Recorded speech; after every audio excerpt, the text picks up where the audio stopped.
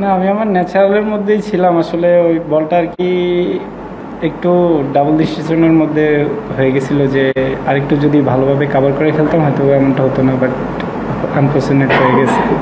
হ্যাঁ, অবশ্যই একটু হতাশ, কারণ আমার লাইফে প্রথম ডাবল 100 হতো যদি আমি ক্যারি করতে পারতাম। সো আমি বলবো যে একটু ডিসঅ্যাপয়েন্টেড যে ক্যারি করতে পারি নাই শেষ পর্যন্ত। অল ওভার বলবো আমি হ্যাপি, কারণ বেশ কয়েকদিন পর আমি টিমে আসছি এবং বেশ কয়েকদিন পর একটা ন্যাশনাল টিমের হয়ে বড় ইনিংস খেলতে পারছি। আমি বলবো যে আমি খুব হ্যাপি, বাট আগে তো বললাম যে যদি ডাবল 100 হতো আর একটু ভালো হতো, একটু ডিসঅ্যাপয়েন্টেড ওই দিক থেকে। তারপরে আসলে আফসোসের কথা বলাটা খুব জানি, কিন্তু তারপরও আপনার যেভাবে ক্যারিয়ারটা শুরু হয়েছিল যে সেই 70 ইনিংসটা, তারপরে সাউথ আফ্রিকাতে সেই 100টা, তারপরে 3 বছরে যে ক্যারিয়ারটা আপনার এসেছে, মানে অনেকবার টিমের থেকে বাইরে চলে গেছেন, আবার আসছেন, পারফর্ম করে আসছেন। তো এই ওভারঅল আপনার ক্যারিয়ারটা নিয়েও কি আপনার একটু আফসোস হয় যে 3 বছর যে এইভাবে কাটছে, সেটা নিয়ে একটু আফসোস হয়? না, আসলে যেটা চলে গেছে ওইটা নিয়ে এখন তেমন চিন্তা করি না, যেটা সামনে আছে ওইটা নিয়ে চিন্তা করতেছি, কারণ পাস্ট ইজ পাস্ট।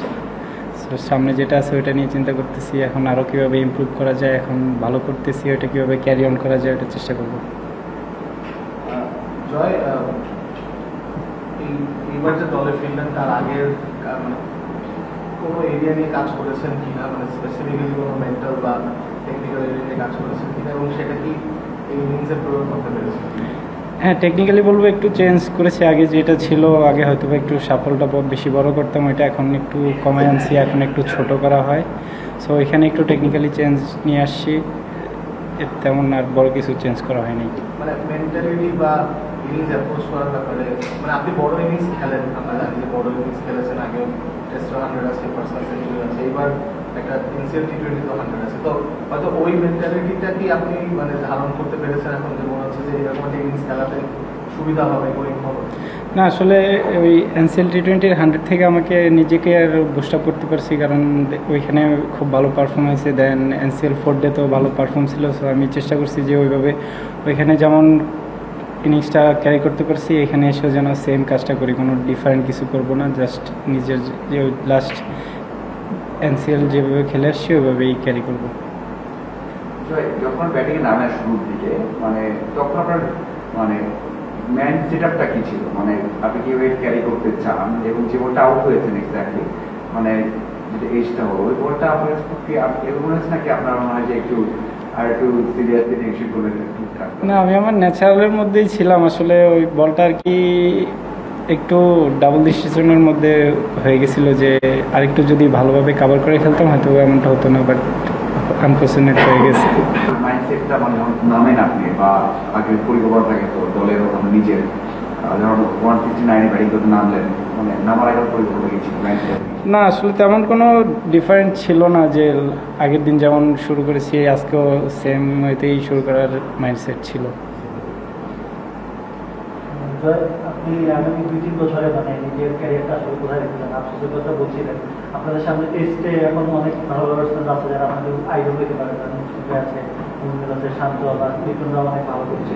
সেই জায়গা থেকে টেস্ট খেলাটা তো এখন আরো একটু বেশি ইন্সপায়ারিং, অনেকেই আছে যারা টেস্ট খেলে।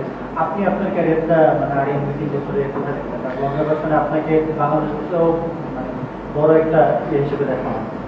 না, আসলে অত বড় এখন প্ল্যান করি নাই, এখন জাস্ট এই সিরিজের মধ্যেই আছি। এই সিরিজটা শেষ করে দেন হয়তো পাকিস্তানের সাথে সিরিজ আছে, ওইটা নিয়ে চিন্তা করবো। নেক্সট 2-3 ইয়ার্স অনেক বেশি টাইম। সো অত বড় প্ল্যান করতে গেলে দেখা গেল সামনের সিরিজগুলোতে তেমন ভালো পারফর্ম হবে না।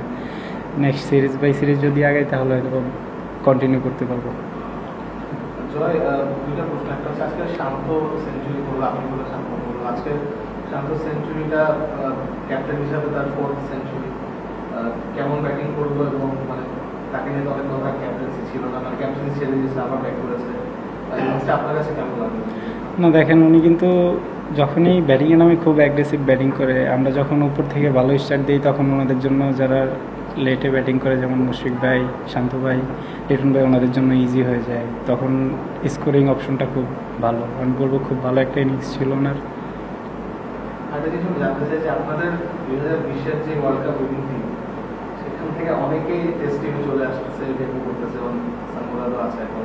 মানে আপনাদের দিয়ে শুরু, শরীফুল, আপনি, টিপু ছিল, এখন ওয়ান ডে ক্রিকেট তো আছেই সামনে।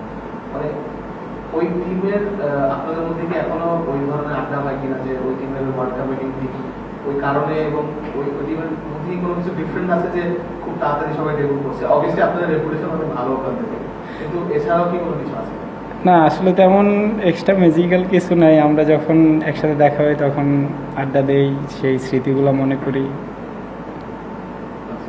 Last two question.